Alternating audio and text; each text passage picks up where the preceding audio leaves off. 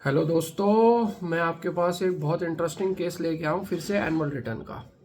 Case क्या है? Financial year 22-23 का एक बिल है जो कि फाइनेंशियल ईयर 23-24 में आपने दिखाया है जीएसटी की रिटर्न में। अब हम बात करते हैं एनुअल रिटर्न की 9(9)(c) में इसका ट्रीटमेंट क्या होगा। तो पहले हम चलते हैं टेबल 4 ऑफ GSTR 9। इसमें हम सिर्फ ड्यूरिंग द ईयर 23-24 का दिखाते हैं, सबको पता है। तो हम एग्जाम्पल के लिए लेते हैं कि 23-24 की टर्नओवर 100 रुपये थी, 18% IGST, तो हम दिखाएंगे 100 रुपये और 18 रुपये। अब आप बात करते हैं 22-23 का, जो हमने 23-24 में पे किया। अब मानते हैं वो है 20 रुपये और 18% IGST, 20 रुपये और 9 रुपये, 20 का TV और 9 रुपये का टैक्स। अब दोस्तों आप बताइए कि क्या ये चीज़ टेबल 10 में आएगी? मेरे हिसाब से नहीं आएगी। टेबल 10 में क्या आता है कि 23-24 का जो आपने 24-25 में पे किया, यानी कि टेबल 10 में तो अब इसका कोई रोल नहीं बचा। तो फिर हम इसको दिखाएंगे कहाँ?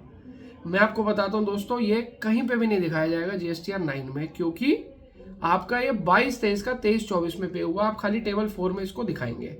तो पर इसका इम्पैक्ट समझना बहुत जरूरी है कि 9 और 9C में इसका इम्पैक्ट कहाँ जाएगा। अब मैं बात करता हूँ आपकी टेबल 9 की, GSTR 9 के, जिसमें आता है टैक्स पेबल।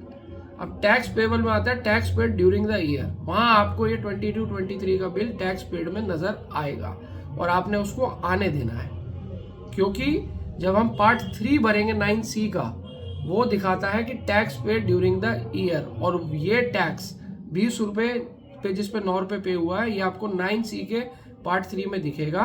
और ये डिफरेंस अमाउंट आपका पॉजिटिव में आएगा 9C में, जहां भी इसके रीजन में डालेंगे कि ये टैक्स वो वाला टैक्स है जो आपने 22-23 का पे किया और ये एक्स्ट्रा पेड आपको दिखेगा।